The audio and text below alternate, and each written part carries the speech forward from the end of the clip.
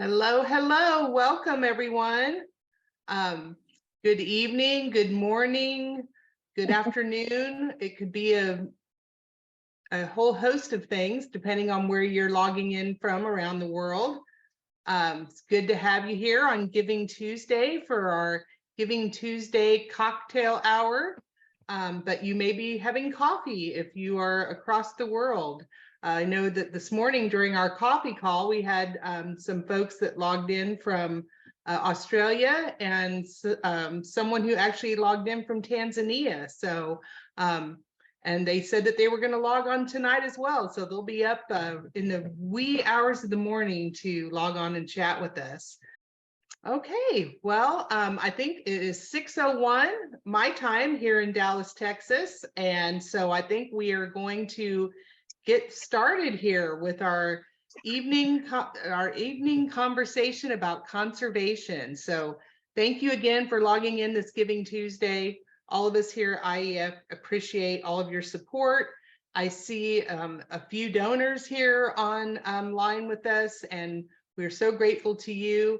I also see some new names that I've never seen before, so welcome to our presentation. We're excited to have new people and new supporters learn about our work and all that we do. So welcome. We really appreciate you. I'd like to introduce right now our Executive Director, Deborah Olson. She's here on the line with us, and she's dressed in a nice little Santa hat, and it's just wonderful to have her with us as well.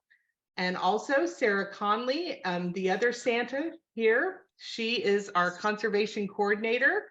And I am going to turn it over to Sarah now, and she's going to tell you a little bit about our speaker. Hi, everyone. Thank you so much for making it here for our virtual happy hour. We hope you grabbed your favorite beverage, tea, coffee, or adult, whatever you want. We have two amazing guests for this evening session, two board members. We have Dr. Kristi Burtis from the San Diego Zoo Wildlife Alliance. She's going to share her knowledge about animal welfare, training, and the connection between elephants and the marine mammal world. It should be really interesting. And we also have another board member here, Daryl Hoffman. He is Vice President of Living Collections at the Pittsburgh Zoo and Aquarium and International Conservation Center, known as the ICC. He'll help share his vast experience with elephant care and elephant management, fighting Elephant Endotheliotropic Herpesvirus. Both of these people are a wealth of knowledge, so we have a lot of great resources to discuss, ask questions. We're going to be a little more informal on this talk, so we'll let both of them kind of talk, and then we'll open it up to questions. We'll ask you to mute for now, and then once they're done talking, you can unmute, raise your hands, and ask questions. It'll be fantastic. So Kristi, why don't you take it away? Thank you, Sarah, and thank you so much for the invitation to join tonight. Well, first, I just wanted to share a little bit of my background. I spent over 30 years working with marine mammals specifically.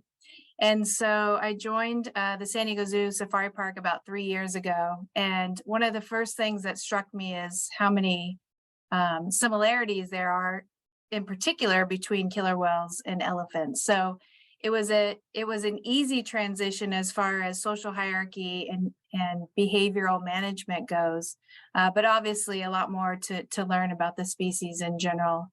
And then, of course, being connected with IEF and all of the work and support that the foundation supports around the world is where my heart is in conservation. And so I'm just really truly honored to be here tonight.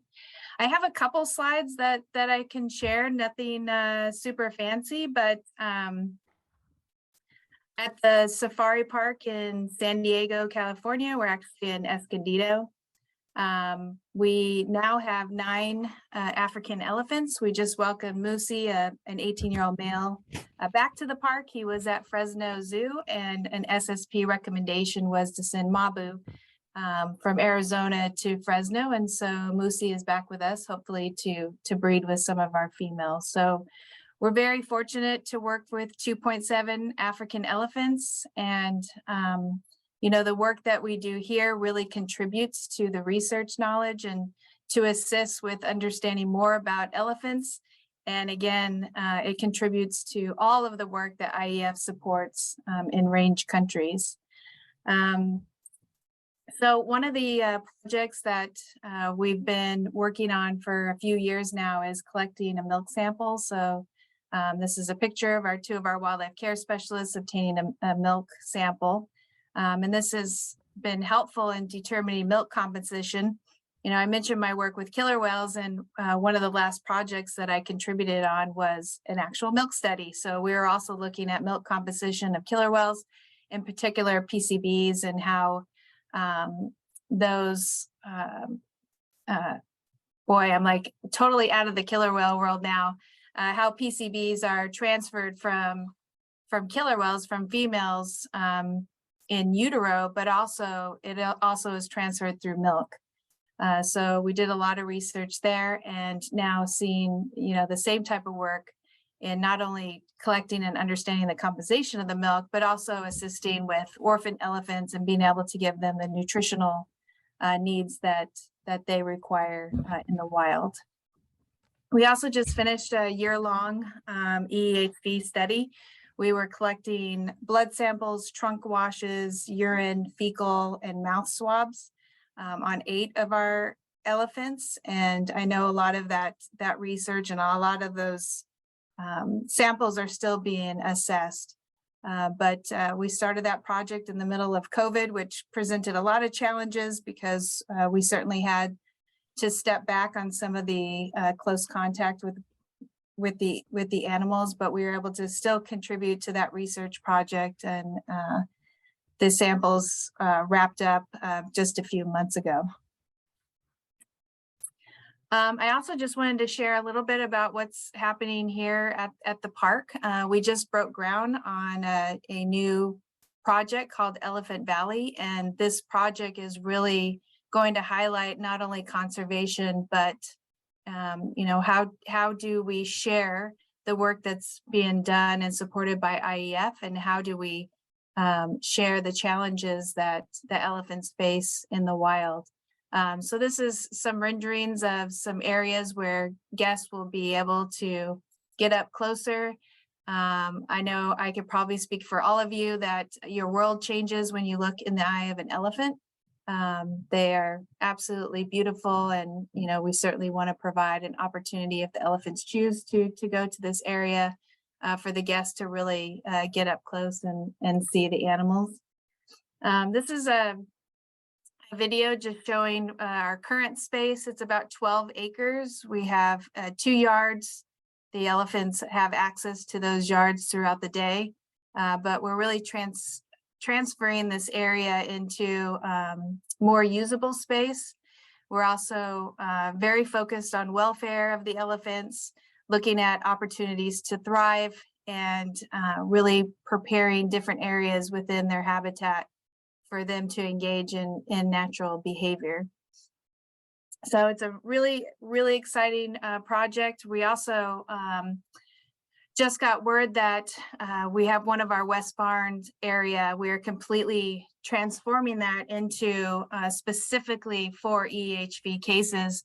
I know I can speak for our entire team. People like Daryl Hoffman and Pauline have been incredible partners and very helpful. We did have a case of EEHV a couple months ago with Micaiah, our 4-year-old female. And it was very interesting because we've spent so much time with our partners and building relationships and trying to understand as much as we can as to how to react, respond. And I have to tell you, it was very scary for the team, but we felt so prepared because of these connections that we have through IEF, through AZA. It was really remarkable to get her through that illness, and she's doing really well. But this barn will be completely transformed into a space that we can, help with other medical cases, but we're really paying close attention to EEHV and how we can best manage a medical case in that area.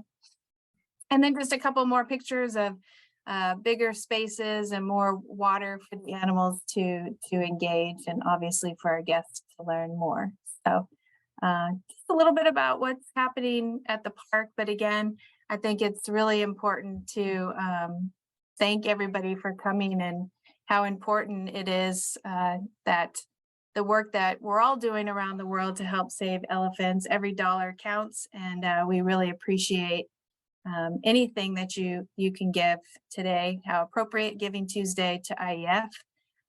It's the work that is supported. I know it really touched my heart, and it was a reason why I wanted to get more involved with IEF. Is they really focus on the groups that don't get the support that other groups do. And so those marginalized communities and researchers that do a lot of great work for elephants in both Africa and Asia.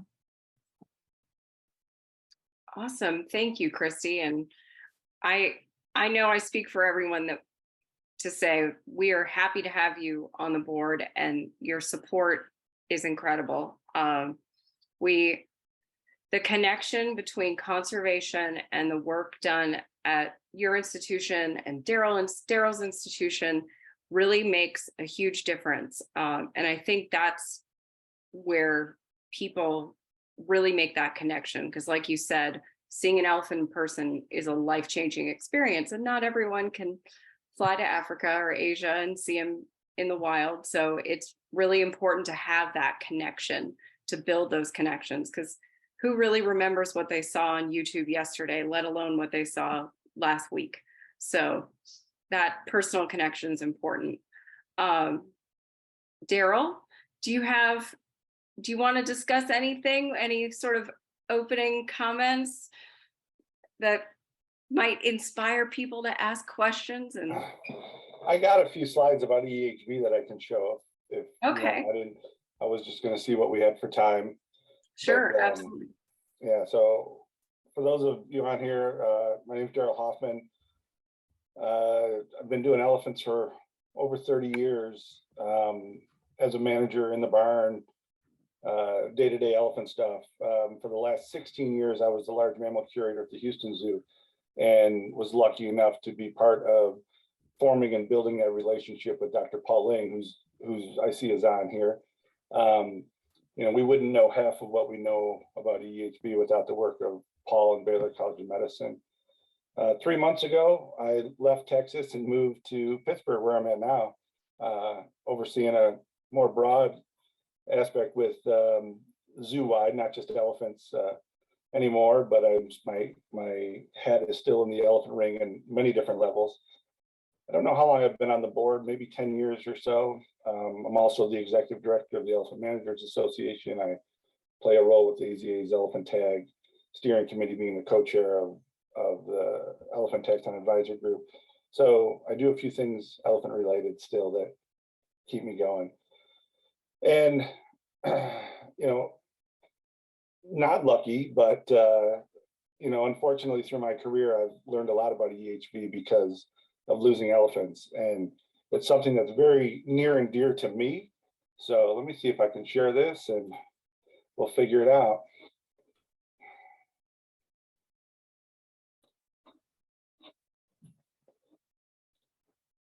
All right, do you see the PowerPoint?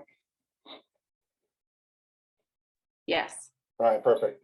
Great. So again, this is EEHV in a nutshell. I could talk days about EEHV, but I'm just going to go through real quick just some things about EEHV and what we know and where we've been with it.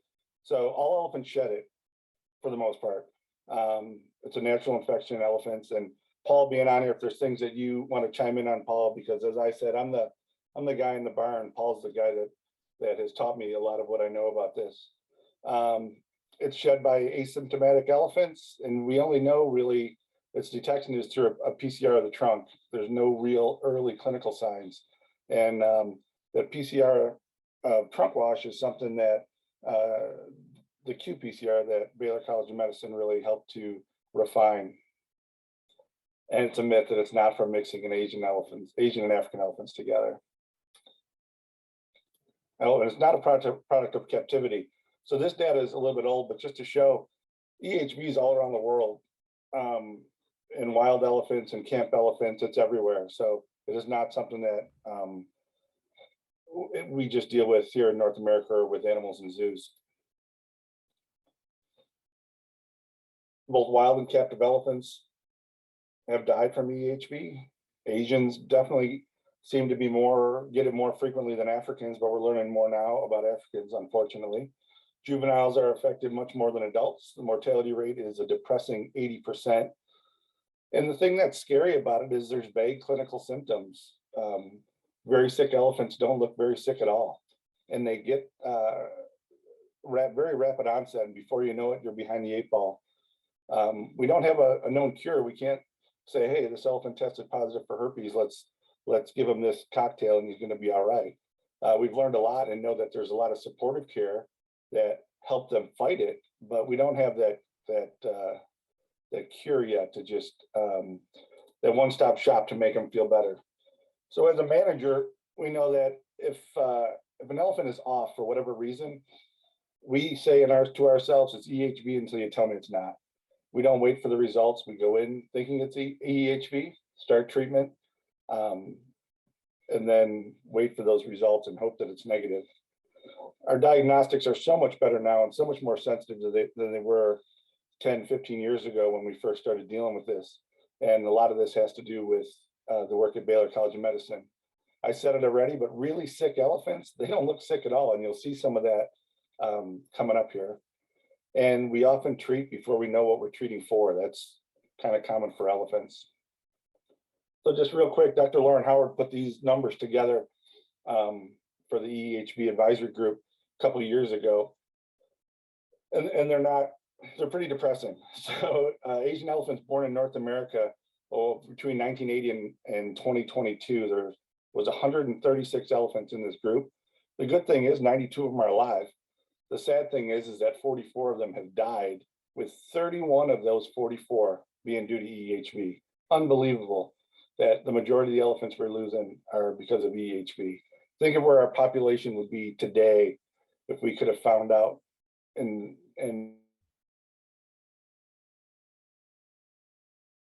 the good news is 17 of them have survived EEHV, and this number grows every time. Every year, and when elephants get sick, we are lucky enough to put one in the win column. Kristi talked about her elephant that got sick, and it's always refreshing, even though it doesn't fall into this category because I'm specifically pointing out Asians here. But anytime you get a win for EHV is a win for elephants, so that's great.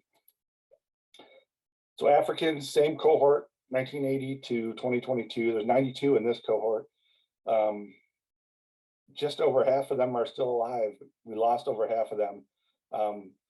The interesting thing is that only 6 of those are confirmed EHV deaths of those 44. But I don't know how realistic that is, because it seems like African elephants is manifest a little bit different, a little bit later in life for them. And I don't think we look for it in these elephants that died when they were a little bit older. So I don't know how and if that would change if we did some retrospective checking. But the one thing that is most frightening is that 15 cases of EHV have happened in African elephants in the last, since 2019. So 3 years, that's unbelievable. So why do some elephants get it and some don't, or why do some survive and some don't? That's the $1 million question. And this is what all that work with Baylor College of Medicine, this is where it really kind of paid off, at least in my eyes, is that they realized that this hemorrhagic disease in calves is due to an uncontrolled primary infection. So it's the first time these elephants are becoming exposed, and the age of that first exposure is a lot. Baylor College of Medicine determined that through a serology test that they developed, they know that maternal antibodies wane between 1 and 8 years old. So once those antibodies are gone or drop kind of below a certain level, the elephants become much more susceptible to this uncontrolled primary infection. If they get infected while they still have these antibodies, they have a much better chance of fighting them. So what does it do? This is the depressing part. You know, it attacks endothelial cells, there's vascular leakage, there's hemorrhage, there's shock, and then there's death. The sad thing is once this leakage starts, there's nothing we can really do about it. Antivirals, we give it to them. There's a lot of suspicion that they don't do anything. They shouldn't do anything. I guess scientifically he says they shouldn't, but we still give them to them because we can and we do, and who knows, it makes us feel better, I guess. So once they get sick and really start progressing to vascular leakage, that's the only time we can really, we know that they're sick and we can start providing supportive care, but all it is supportive care to help their bodies fight it. So this is the elephant that got us related to Paul Ling and got me into elephants. He was born at the Houston Zoo. I'm going to go back for 1 second. He was born at the Houston Zoo. He was around 2 years old at the time of this video. Houston Zoo lost a couple of elephants to EEHV prior to this. We were extremely vigilant. I moved here to Houston in June. This elephant was born October 2nd. And then 2 years later is when this video was taken. So I'm going to back up for 1 second. So just to show you, this video was taken about 3 weeks before the next series of videos. So he's 2 years old here. You can see how well he moves his legs, what he does. Then on November 8th, he's 2 years, 37 days old. Both front legs are stiff. We put those pink dots on there because we thought there might have been leg swelling. So it just gave us a reference point to measure. That's the only reason those dots are there. Attitude, appetite, and appearance was perfectly normal. This is him this day. The exact same elephant.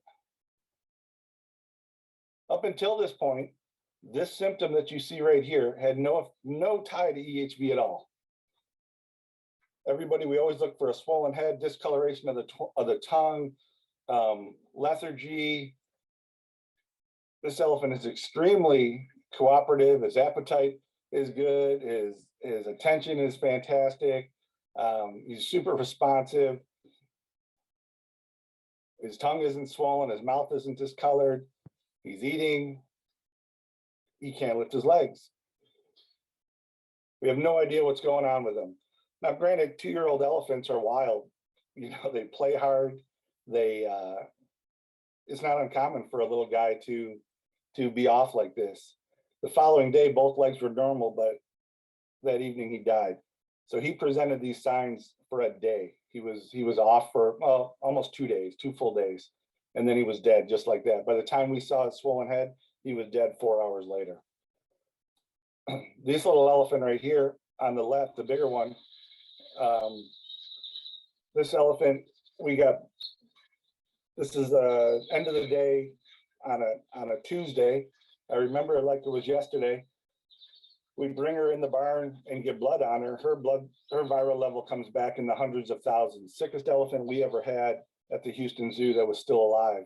And she ended up surviving. So the point of both of these slides are the fact that sick elephants don't look sick at all. And if we based everything we know on treating EEHV and waited till they showed us they were sick, we're better off buying extra shovels to dig holes than to do anything else, because these elephants are not going to survive. So the point that Kristi made about the training and all the foundational work that is done is so important on so many different levels to keep an elephants healthy and alive to see adulthood. So vigilance is a huge part of keeping these guys alive. We now know we have a very sensitive qPCR test that I mentioned earlier that Paul and Baylor College of Medicine derived. So we get blood on elephants, sometimes young elephants, we get it twice a week, and we need to find the virus before it finds us. So we need to treat them and get on them before they get sick and show any signs of being sick. We base a lot of our care on this triangle, the qPCR results, a clinical appearance, and then in-house CBC results. But all of the money lately over the last couple of years goes into this qPCR results.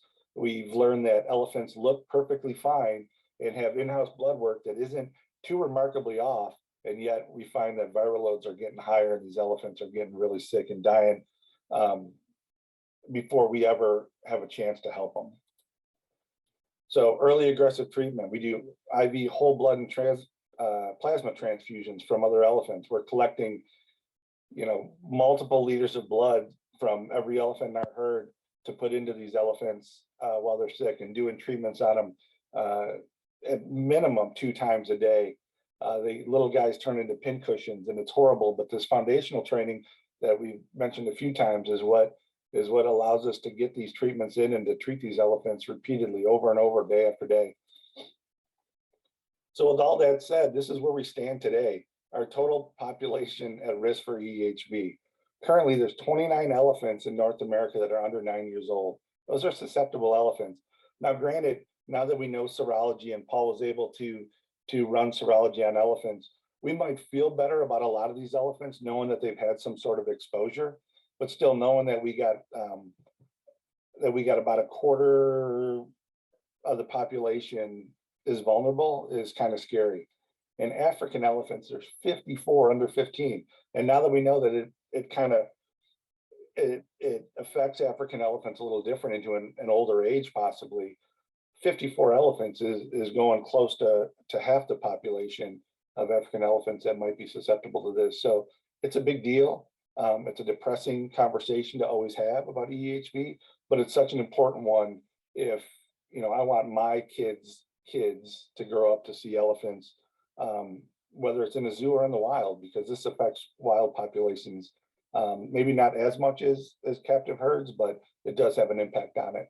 So I wasn't as light, tight, and bright as Kristi, but thanks for the time. I appreciate being here with you guys, and love talking elephants. Wow. Thank you, Daryl. I know that's very difficult to speak about. EHV is, anyone who's loved an elephant knows how traumatic that is. But at the same time, the brightness is that the work you've done, the work Kristi's done, all working with Dr. Ling, who's here, is showing the light at the end of the tunnel. Dr. Ling is creating a vaccine and a way that we can hopefully make EEHV a thing of the past. So I want to share a comment that Dr. Ling made in the chat when you first started talking, because I think it really makes a difference. He said, it was an intimate and personal experience with an elephant with a then 4-year-old Tucker that inspired him to begin working on EEHV in the first place. I think that right there shows the power of meeting an elephant in person and how that will literally have global implications for the elephant world, both Asian and African elephants. So don't ever think that conservation work in zoos are not intimately connected, because they are. We are making a world of difference through funding Dr. Ling's work and through your institutions having access to elephants in order to make that work possible, and it's going to have a global implication. So with that, if you guys who are here have any questions, turn your cameras on, unmute yourselves, or raise your hands, and then we'll call on you. You can unmute and ask your questions, or we can start throwing stuff out in the chat. So for now, we have a question. How much have you studied the natural diets of elephants and how that might be a factor with EEHV? So that's an interesting thought.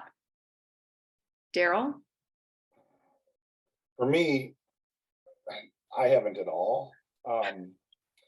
And I think, and again, Paul said he would chime in to bail me out, so I lean on that a lot. But he, what I've learned working with Paul over the years, it seems like, every elephant has it, every elephant sheds it, and it's the time of that early exposure, that first exposure that they get seems to make all the difference.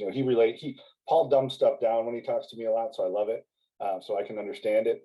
But he said it's a lot like chicken pox. If you get chicken pox as a kid, it sucks, but he gets chicken pox as an adult. I was 18 when I got it, and it was brutal. They were in my mouth, in my ears, they were everywhere. It was wicked. And so he relates it to that. The younger elephants that get that get exposure young, while they have mother's antibodies, they don't, they're able to fight it off some. So I haven't looked at the diet. We haven't looked at the diet. I think because we kind of threw our eggs in the basket that Paul, on Paul's side, that, they all have it, they all shed it as adults. And the young ones kind of need to get it. They need to get exposure so that they can build their own antibodies. But that's just me as a in the barn kind of guy. There's nothing scientific behind that reply other than what I echo from Paul. Sounds good. We do have a hand up. Kathleen, do you want to unmute yourself and ask your question? Yes, thank you. Yeah, thank you for the great presentation. Let me start by thanking you for doing all the research and the conservation work that you're doing. I say that to both scientists. That said, I don't want to be rude, but I have a little bit of a criticism of the forum that you used. I support the Non-Human Rights Project. You know what that is, and you know what its goals are. They're trying to liberate Happy from the Bronx Zoo. I generally believe more in elephant sanctuaries than in zoos. They have the goal of giving the elephants the best possible life, and not just having them there to exhibit them for the public's benefit, which raises money for the zoo and makes it an enterprise and uses animals as commodities. Thank you. So Go ahead, Daryl. No, Thank you. I appreciate was it Kathleen? Yeah. Her perspective, but clearly she missed a pretty vital point that Kristi and I both said. We wouldn't know what we know about elephants in the wild without the work that's going on with the elephants in our zoos. And to say these animals are there to be exhibited for profit is kind of a load of crap. I mean, the amount of stuff we do with these elephants and learn from these elephants, we wouldn't get it anywhere else.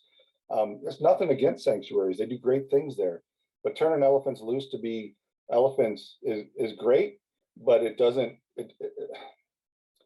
we're not going to have the same impact on the global population as we would managing the way we do now. And it's also worthy to note that many zoos are nonprofits, and it's not about the profit motive. It's about connecting conservation with people. And unfortunately, a lot of sanctuaries are not open to the public, yet they are still fundraising constantly. So it's about what you're doing with the funds that you raise. Are you making a better life for the animals in your care while also making a global impact? And if you're talking about San Diego Wildlife Alliance, Pittsburgh Zoo, Houston Zoo, the answer is yes. Other facilities that she may be referring to, the answer is usually no. A lot of those facilities don't donate to conservation, don't donate to research. So I think it's not really about how you raise money, it's about how you use the money you raise. I agree. And I also want to point out Kathleen left. So was she here to learn and join in a conversation, or did she just join to make a statement? We can use the word sanctuary. I think what's better is to really look at how elephants are cared for, whether you're called sanctuary, called zoo, what work are you engaging in, and how are you increasing knowledge and supporting work to assist elephants. So I think we can move on, because I think she just wanted to make her statement and go. So she did that. I agree. Let's see. Oh, Sharon, why don't you unmute yourself? I see you in the chat. I was trying to raise my hand. I couldn't find it. She's gone, but another thing important to note is that most sanctuaries are not caring for young elephants because they don't believe in breeding, some of them. And so they're not having this pressure of this immense challenge with EEHV and not contributing into the conservation of wild elephants with that regards as well. So it's very easy to judge when you don't have to solve the problem. You're absolutely correct. Thank you for that insight, because that is an excellent point. I think one of the overarching things that we're learning from what everyone's talking about is the connection between what you guys are doing and the wild. So, Kristi, do you want to talk a little bit more about what San Diego does and your experience with things like that? Because I think it's very valuable that people see the bridge. Yeah, absolutely. Well, I mentioned earlier some of the research projects that we're engaged in, but the Wildlife Alliance really is focused on conservation hubs. So focusing on species around the world, and our Savannah Hub obviously supports work with elephants. I mentioned the milk study earlier, and we are contributing a lot to EEHV research. We also recently engaged in a study on predator avoidance. That was one of the problems that one of the sanctuaries provided to us, was that some of these calves are being reintegrated to the wild and they're falling to predators because they don't know what those predators are.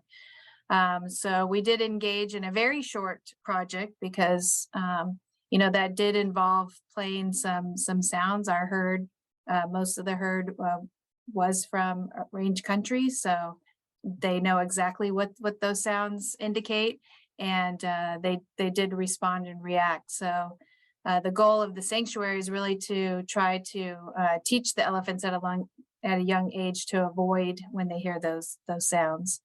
And then we started, and we're continuing to work on engaging with more monitoring devices for wild elephants. So I know a lot of zoos have participated with different types of collaring to monitor locomotion and range distributions with elephants. So those are just a few. As an alliance, we are always open to new partnerships, and we do get a lot of research requests to study.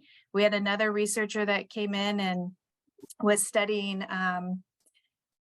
mobility of elephants. So like what Daryl was talking about, EHV, trying to find traces before it finds you.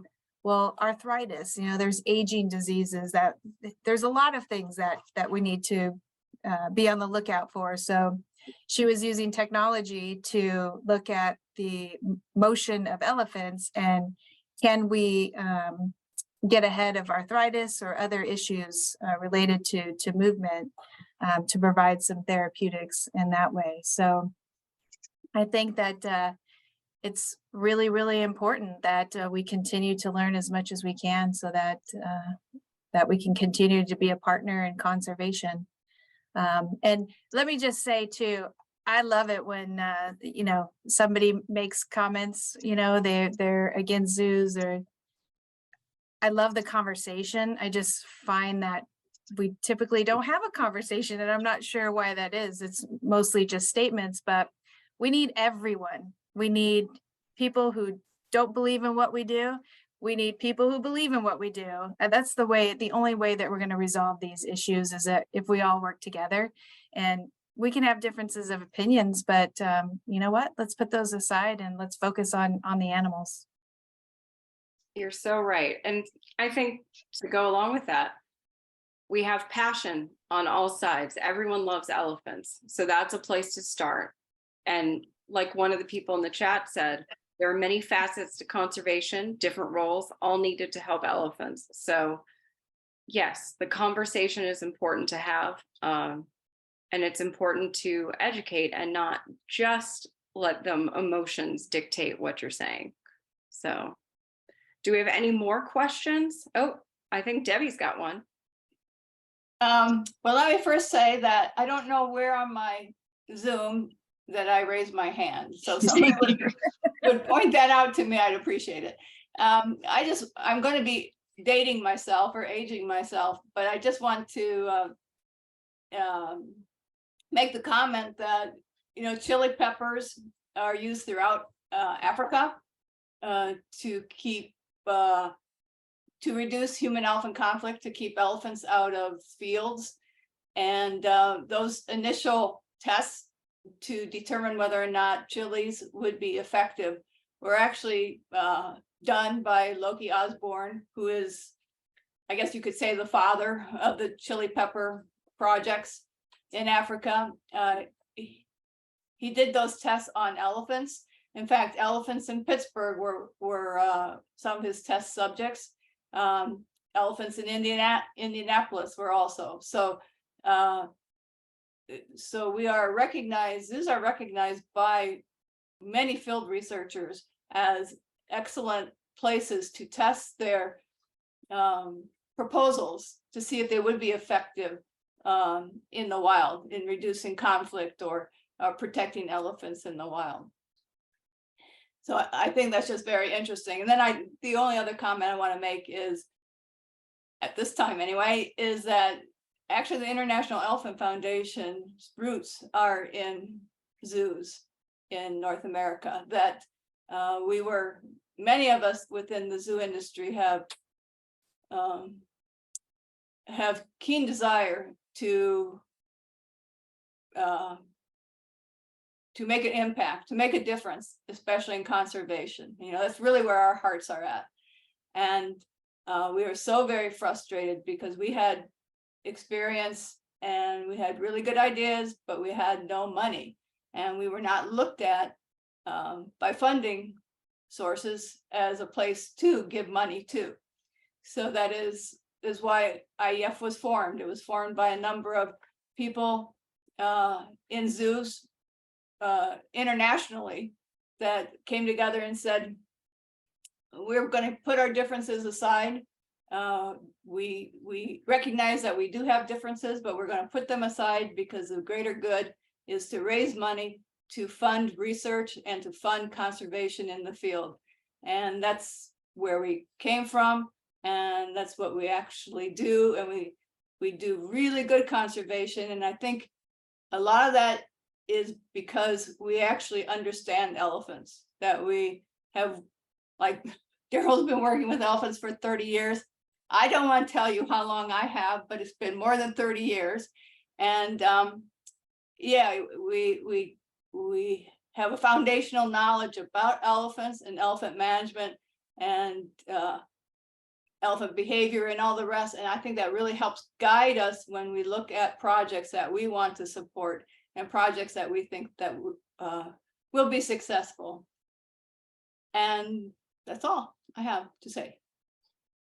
Thanks, Debbie. You're absolutely right. And I should point out that IEF's board of directors has over 300 years of cumulative experience in elephant management, elephant care, elephant conservation, elephant veterinary training. So we have an immense wealth of knowledge of people who advise and choose our projects, and just really are overall incredible advocates for elephants around the world. But we do have another question. I don't know your name, JJK. You can unmute yourself. Yeah, thank you. It's JJ.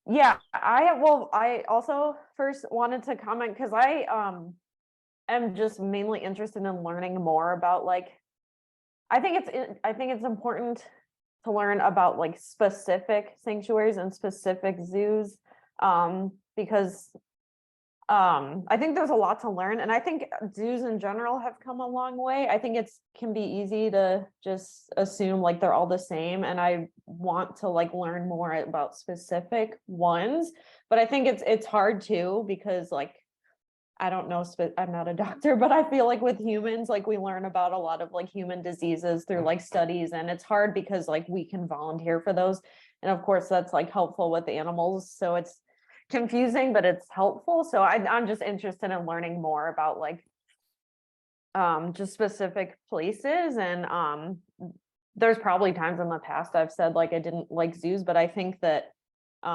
that's an overarching statement. So this is teaching me a lot, and I just want to learn more about, like, specific places. So thank you for, like, motivating me to do that. And I think an important thing, which someone mentioned, is, like, at the beginning, is like, allowing humans to, like, observe animals, but, like, also on the animals' terms. And that was, like, mentioned really early, and I think that was neat that was mentioned, and to, like, give them that, like, freedom as well.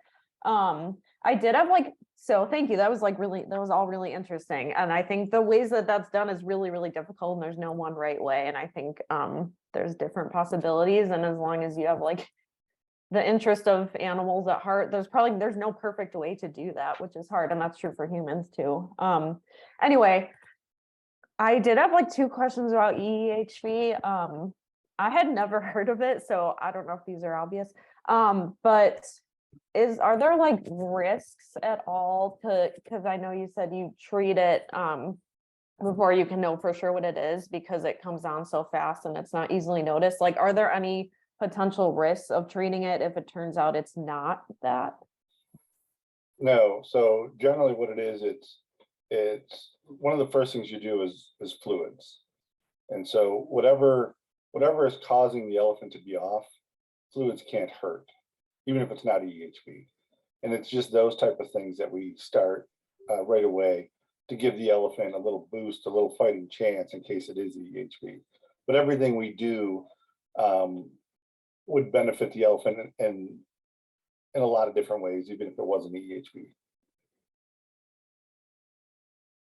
Interesting. Yeah, I just thought that was interesting. That was a question that popped into my head. And that definitely makes a lot of sense. And then the other question I had when you were talking about like the transfusions, I don't know if I'm saying that's right, but I know sometimes like with humans with like blood or like bone marrow or like bone marrow transfusions, it has to be like from a specific other person. Is that the same for elephants or can it be from any? So we don't know a ton about elephant blood types in detail, but we do know all the elephants that get blood are cross-matched. So we know if their blood is reactive to one another. And if elephants are going through a series of transfusions, it's a good idea to test that cross-match as you're going. Like depending on, again, I'm not a vet, so I don't know the exact specifics, but I know that we had an elephant that got a lot of transfusions from the same elephant. And after several days started to have a reaction to that blood. And we knew that because we did a cross match again. So then we had to go to a different elephant. So they actually developed antibodies. I think I'm saying that right, that fought against the blood we were giving it. So yeah, I'm sorry, Kristi, go ahead. Go ahead. No, you go ahead. No, I was just saying there's a lot we don't know about blood, but we do know at least those things. And then we do so many other preventatives just in case there was any reaction from the blood. And again, not being a vet, I can't give you the details on that. I just know as we talk about it in the barn. Yeah, I just wanted to share, it's another example of the interconnectedness between zoos and the wild is, you know, the work that Daryl has done and Paul has done. We went to a conference over 3 years ago. We started cross-matching our elephants right away. So we could be prepared to know if which elephant could donate and which elephant could receive. So a lot of work was done up front. And so I think that's one of the reasons why we were successful and things went so seamlessly is because we had that knowledge, and more importantly, that knowledge is being shared. Interesting. Thank you so much. I appreciate it. Yeah, that was just a couple of things I thought of. And I thought like I said, I'd never heard of it. And I took some notes because I want to do some more research after this. Thank you. This is really interesting. I appreciate it. No, thanks for joining in. I appreciate the questions. Absolutely.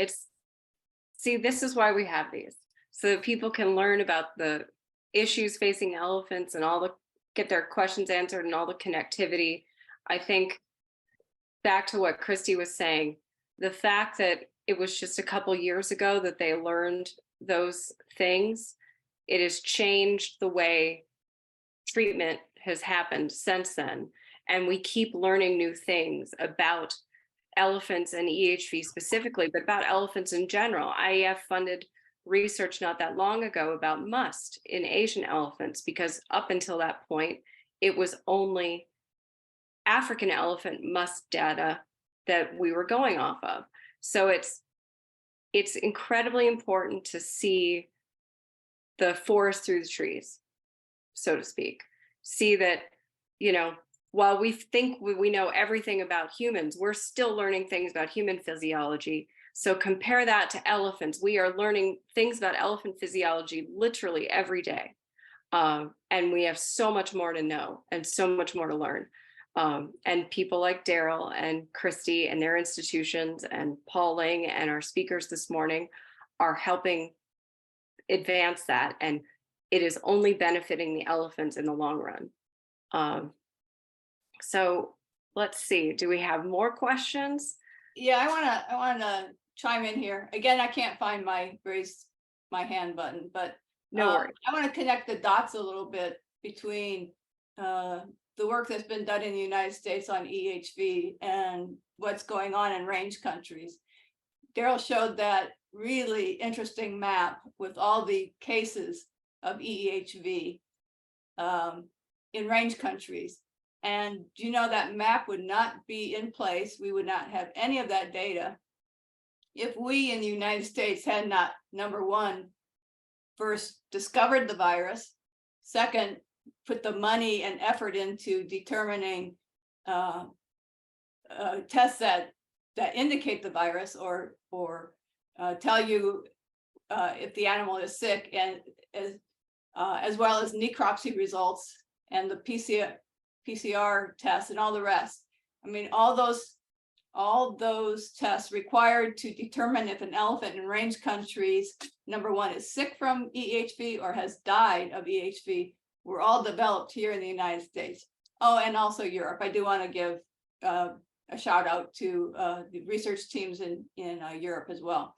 But it's because of the work done here that we are now working in range countries. We're providing them drugs. We're providing them protocols to treat their animals. They're having successes in treating their animals, and calves are surviving at greater rates. And on top of that, the EHV, there's a number of people here in the United States as well as Europe who are very concerned about EHV. And so an EHV advisory group has been formed. And with that, that has been also transferred to range countries. The advisory group, EEHV advisory group in Asia has been in existence for a number of years, but the African advisory group just was developed in 2019, I think. And it was, we developed it in conjunction with our research symposium. So there's a worldwide effort to combat EHV, to understand it and combat it. And it all is all because of the initial work of researchers and institutions in the United States. Very well said. And I think it should also be pointed out that EHV was only discovered and identified in 1998, which means that there were all kinds of deaths from EHV prior to that we didn't know were due to EHV. And even since then, when we couldn't get samples right away, both in the wild and in human care. So this has been a problem that has co-evolved with elephants since the mammoths. This is not a new problem, it's a new problem that we've identified. Oh, I think, Wendy, did you raise your hand in the chat? I think she was showing how Debbie can raise her hand. Oh, okay. She showed a Great. screenshot. I will read that. Oh, I forgot to, I'm so sorry. I didn't mean to call you off. I was going to mention that because I think they used to have it really obvious at the bottom and they moved it under reactions. So you have to go to reactions and then go to raise hand. They moved it. If you're on a laptop. Absolutely. You know, you're completely right, JJ. It's under reactions. Lots of like online classes tell me that. So just some comments that have been in the chat. Dr. Ling says, IEF has been one of the major contributors to help accelerate research on EHV. Many thanks to IEF and importantly to the donors who believe in its mission. And we could not echo that more. We are so indebted to every one of you for your support and for making elephant conservation a priority in your world. Another donor, Cora, in the chat said, and I think this is important to echo because she was here in our morning session too. As I said this morning, I give to organizations during the year and I don't usually give on Giving Tuesday because of that, but I made a donation to IEF today because it is the only organization of at least 15 of those who asked me to give today, which has done something for its donors with the wonderful and educational sessions today. I encourage other donors to give to IEF today. Thank you, IEF, for doing so much with the resources you have. IEF is inspirational. That, you know, oh my gosh. We really appreciate every one of you, and you have no idea, but it's not just IEF that's inspirational. It's the people that work with IEF. It's the researchers that we fund. It's Kristi, it's Daryl, it's the advancements that people are making because we are able to channel Cora's support, everyone else's support into the field. You are looking at IEF's 3 employees with Debbie, Julie, and myself. That's it. We have a Spartan team so that we can get all of the donations directly to what we call boots on the ground conservation. It's not bloated overhead. It's about making the biggest difference and the biggest impact for elephants. And so we are so honored to have each and every one of you with us for Giving Tuesday. We have a couple more minutes left. So if there are any last questions for our amazing guests, please raise your hand, unmute yourself, let yourself be known.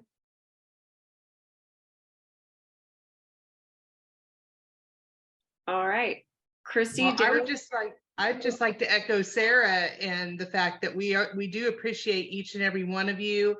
I see a number of donors here, so thank you for logging on. I find it very exciting when donors, as they go through the process of joining us as supporters, that they start learning more and more about what we do, our work, elephant conservation around the world. That's very inspiring to me as well. And we try to do our best to make sure that our donors are educated and learn more about things that that they want to know about with elephant conservation. So thank you so much. And thank you to all of you who have given us a donation today on Giving Tuesday. And I just also want to say another way that you can help IEF is to tell your friends about us. Tell 3 or 5 friends about what we do, about our works, because it does take a village to make change. And, with your help, we'll be able to get there. So thank you all so much. We have a couple more questions in the chat. So if you're willing, Daryl, maybe you want to field this. Someone's asking, can we identify or can we talk about how EEHV was discovered?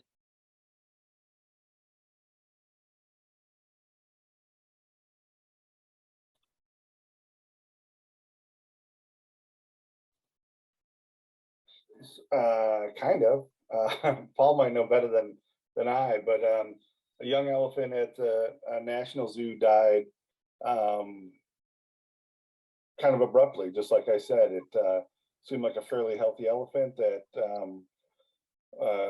very quickly went downhill and passed away. And I think through chance, they had a pathologist there that did some, I think, some out of the box testing and discovered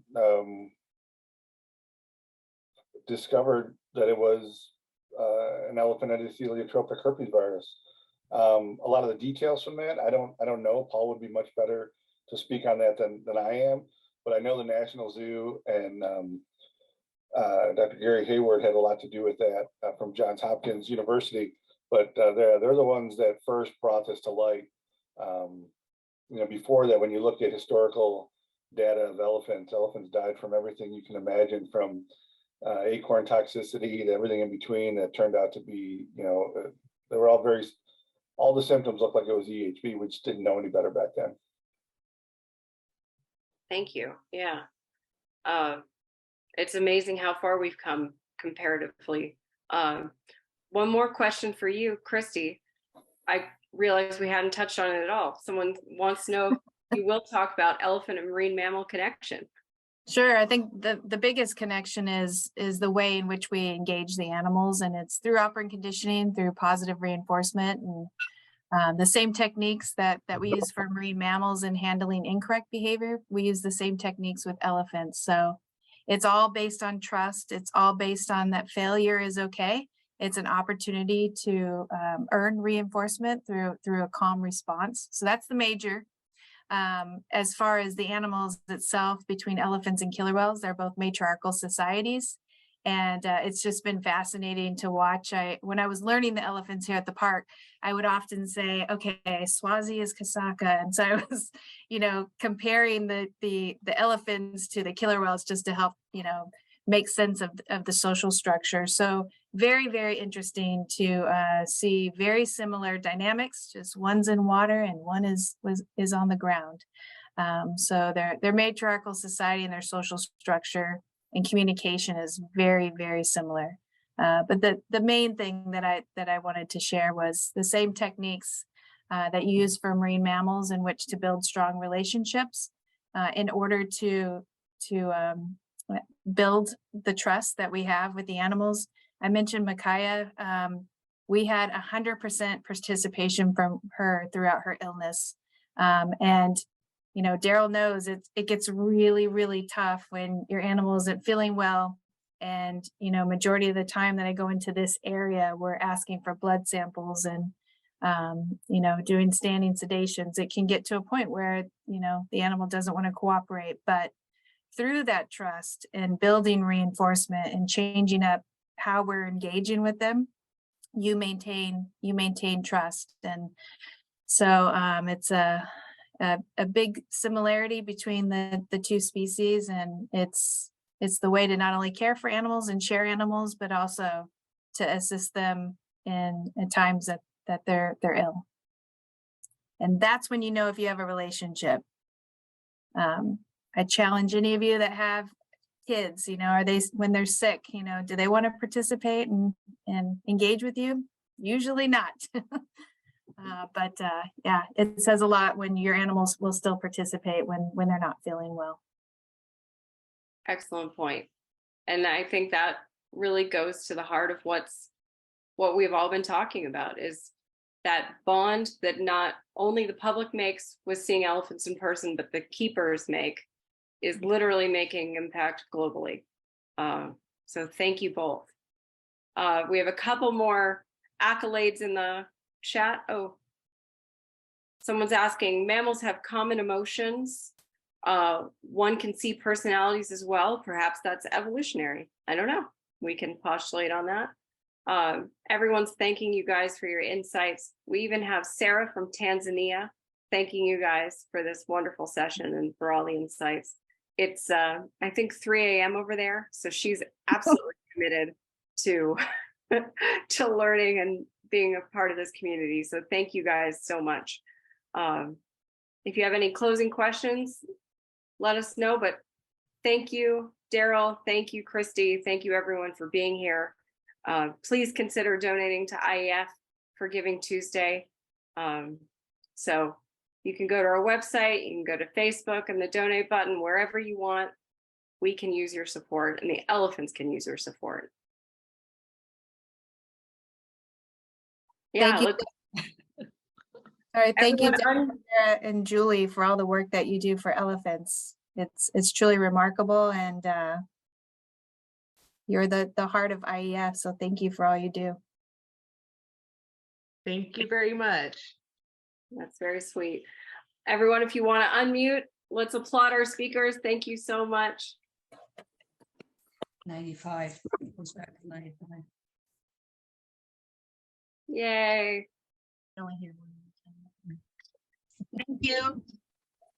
Thank you. Thank you, guys. Thank you. It was great. Thank Yeah. you, everybody, for attending. We really appreciate it.